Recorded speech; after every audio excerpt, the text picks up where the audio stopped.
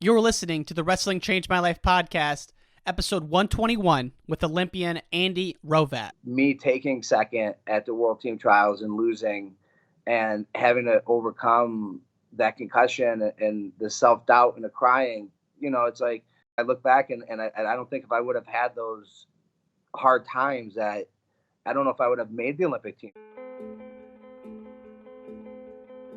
We can endure anything and adapt and pivot and change. Wrestling gave us that ability. I would say nothing in life has impacted me more than the things wrestling has taught me in terms of self-reflection, resilience. Toughness. Some guys have it, some guys don't.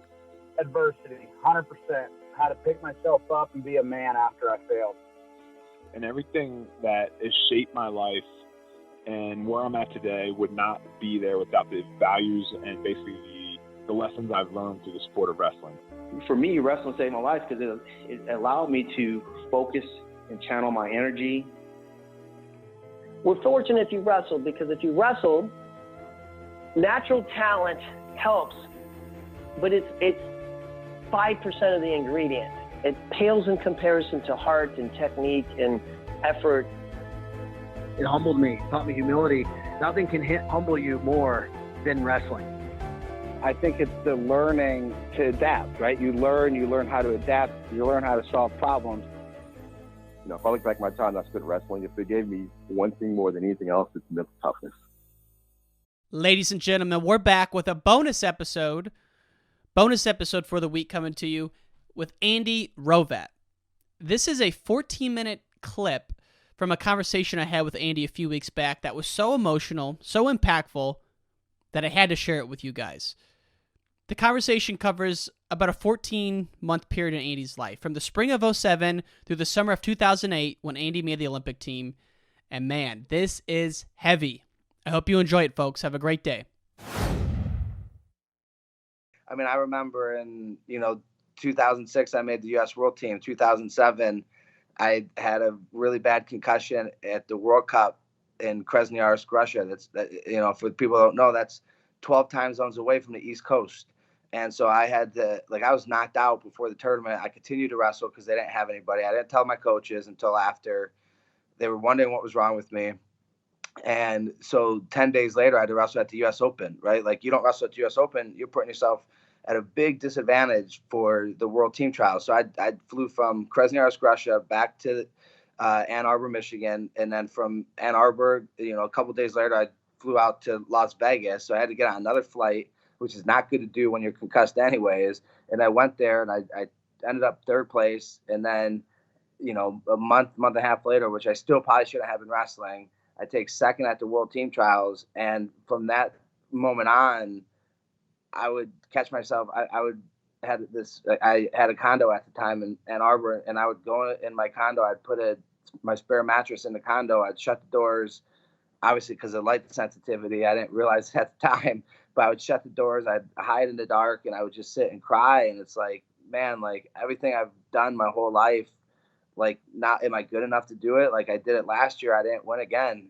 and there was circumstances that weren't in my control to be able to prove that I could have done it again, right? And so me taking second at the World Team Trials and losing and having to overcome that concussion and the self-doubt and the crying, it's I remember calling up Kendall Cross and being like, Kendall, man, I don't know if I could do this, I don't know if I have what it takes, and he would just talk me through it. And it was super emotional. And, I don't think if I would have, I look back and I don't think if I would have had those hard times that I don't know if I would have made the Olympic team, because my path to make the Olympic team was one of the hardest paths, to make an Olympic team. I had so many NCAA champions and world medalists and people that I had to beat. And, having that doubt just pushed me to not just prove to myself, but just to prove to everybody that had been supporting me and helping me along the way to get past that and,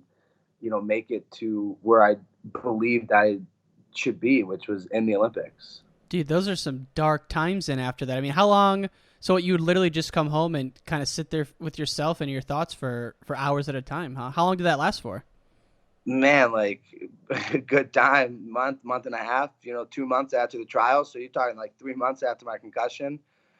And it would just be like, it would just hit me like a ton of bricks. And it's just like, then I finally, dusted off, the, the self-pity. And I said, look, like I got to go to these training camps. And so, I went out there, and Joe Williams had beat me that year. And, he ended up placing 5th in the world.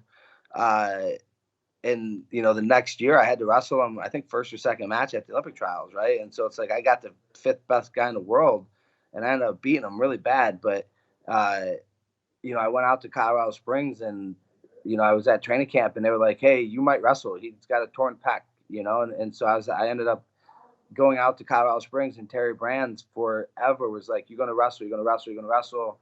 I don't want Joe on the team. I don't want him on the team. He's not at training camp. He's not doing his rehab here. He hasn't even been here. You're the guy. And, they told me, if you stay out here the whole summer, you'll be on the team. I stayed out the whole summer. And I remember Terry like almost tearing up when he had to tell me we were about to climb the mountain in Colorado Springs, Pikes Peak, the incline. And the morning we were about to do it, it was the last time before we were headed to Baku, Azerbaijan. And he was like, Andy, I got to tell you something, and I could almost see like him tearing up. He's like, I know what you did, and I know all that work you put in. He goes, but you're not wrestling. And at that moment, I was like, look, like I knew I was never guaranteed to be able to wrestle, even though I lost that spot, and Joe hadn't been in Colorado Springs the whole year at camp. And so, that another reason why like that just pushed me to be like, look, I have to put this in my own hands and, make my own opportunities and not rely on other people to, do things to get me to what I want. And it sounds weird, but like the best feelings in life only come from being at the low point, not even maybe an emotional low point, but like a physical low point of, running a marathon. Like at mile 22, 23, you're going to be feeling as worse as you've ever felt. But 4 miles later, you're going to feel high that you've never felt. So like you can only reach those points through some type of suffering. And hopefully through the podcast, we create an environment of shared suffering, so to speak, where everyone's going through it together. Yeah. And, that hit something, when you said that, like as a runner doing a marathon and being at the last few miles. Right. And it's like, for me, at the Olympic trials, just popped in my head, right? Like, because I told you, Terry Brands had me training all summer. That year I was second. And then the next year at the Olympic trials, and he had trained me a lot when I was in Colorado Springs. And he's, if people don't know who he is, I mean, he's one of the coach at University of Iowa. He's a legend, world champ, 2-time world champ, Olympic medalist. And, he was training at one point before he had a falling out, the person I was wrestling in the finals, Muhammad Lawal. And I had wrestled NCAA champ after NCAA champ, future Olympic champ, just to get there, right? So I had 3 matches in the morning. Mo Lawal was able to sit out until the finals of the trials. And, because he won the U.S. Open, he beat me in the finals that year in a close match. And so he sits out to the finals. I had to wrestle 3 really good guys in the morning. And then at night, I had to wrestle him in the best of 3. And he wins the first match, and I win the second match. And so now I'm going into my 6th match of the day against all world-class athletes. And he is now going into his 3rd match. And I could barely walk back off the mat. And so we had to walk this huge loop to get back to the warm-up area. And there was only 2 matches that went like the 3rd match. And so they're like, okay, well, you're on deck. And I was like, I just got done wrestling. And they're like, well, you only have 15 minutes. You have 15 minutes from the time you walk off the mat to the time you can start your next one. And I was like, just crushed inside. I didn't know how I was even going to get out there. I could barely change my uniform, right? And so I look across the way, and I just see Terry Brands, like, pointing to his head and pointing to his heart, because he knew what I did. And I'm getting chills right now, dude. Well, for me, it's like emotional, right? Because I could remember it, and it's like when you have somebody in your life that can do that, and it's like he didn't even have to talk to me. I just knew like what he trained in me to like understand that I could do anything, right? It's like it comes from your heart, heart, it comes from your mind. It's like, don't give up, just push through it. And, you know, I was able to go out there and just, you know, that was years and years of training. It's funny. I didn't think, I had no idea to bring up some like emotional stuff, but like, I'm glad we you know, did. I am, man, because it's, I could just imagine kind of your point looking over and seeing him, and like Terry Brands is not a man of a lot of words, but that says enough right there, you know? Right. You know, because I knew what he would do for me. You know, he would move mountains to, you know, to make it possible to give me opportunities, right? Like, obviously he can't make me do the work, but like he could open up opportunities for me and you know, guide me and just, you know, you see the effort that your coaches put into you and you know, the belief they have in you. And so like, you know, from that time with, you know, the year before where it's like, you know, I was number 2 and, you know, you're trying to doubt yourself if you could even make this team and to the point where you're like, well, shit, now I'm 6th match of the day of all these hammers, right? Like, and you make it through and now you're like, I can barely walk. How am I going to do this? Right. Like, and this guy's fresh as can be, you know, 3rd match, like no big deal. Right. My 3rd match, I was wrestling a future NCAA champion earlier that day at Jake Varner. And, you know, but what was it like after you won that match?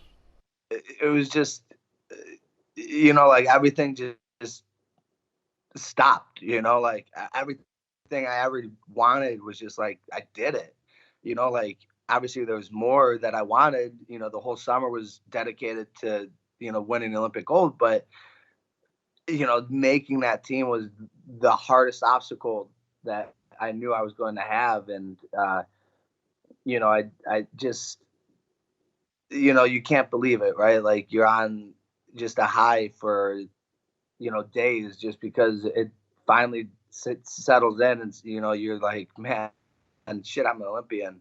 You know, this is something I wanted to do my whole life. And, you know, so it's just, you know, it's things that, you know, words can't really describe, but I mean, you could tell like, you know, just even getting emotional about it. It's like, just that feeling that, you know, and you miss it, right? Like as somebody who's not an athlete anymore, you miss it, right? Because whether it's the ups and downs, it's just the fight, you know, you miss the fight of the challenging aspect of it.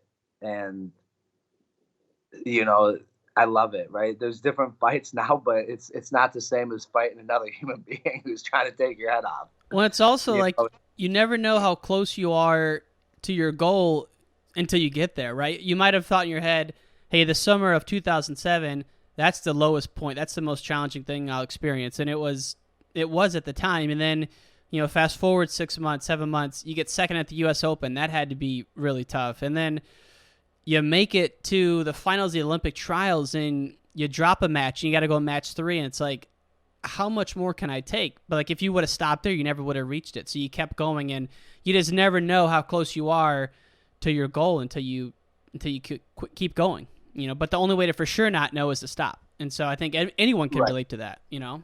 Right. No, for sure. Right. Like, you know, I said it earlier, the only time you fail is when you stop trying. Right. And, you know, I was going to give it everything I had. And, you know, even still to this day, I have no clue how I did it. You know, I was losing by a point with 15 seconds left. You were? And, yeah. And it was the 3rd. So you had to win 2 out of 3 periods back then. And we split the first 2, and I was losing 1-0 in the 3rd period with 15 seconds left. And I had no idea what I was going to do. I had to take a step back, and I put my hands on my knees, and I looked at the clock, and I just took one breath, and I took a big breath in, and I was like, my hands were on my knees. I was like, this is it, right? Like 15 seconds left to prove I could do it. And, you know, he walked into me, and somehow I walked into him. I ended up with his leg. I took him down and he hit his butt and I rolled him over for 2 and I was winning 2-1. We went out of bounds and maybe there was like 7 seconds left. And I knew that I had a 2-point move and the only way he could beat me is if he scored a 2-point move. And so I had 1 point to give. And so we walked back to the center of the mat. They started the mat and I just fell down. And after I scored, the crowd went crazy. And then I gave up a takedown for 1 point, which was back then a single point takedown. And so I gave up a takedown with 7 seconds left because I knew he couldn't turn me. And the whole crowd went nuts because they thought he came back to beat me because it was 2-2. But I knew I was winning on criteria. But the only way that I was going to lose is if he took me down to my back. And so I just gave it up, and I won 2-2. But those moments, they go so slow in your mind, even though it's like 15 seconds, it felt like an eternity. And, that whole 7 seconds, I knew I was winning, but he didn't know because, he let his emotions and he let the pressure of that stage to cloud his judgment of understanding what the rules were. And so he didn't understand the situation that he was in, but there was no way I was letting the pressure of that situation get in the way of me understanding where I was. And so I was able to walk out of that victorious. And again, obviously it's something I'll never forget. And all great things must come to an end. If you want to hear more from the podcast, text WRESTLE to 555-888.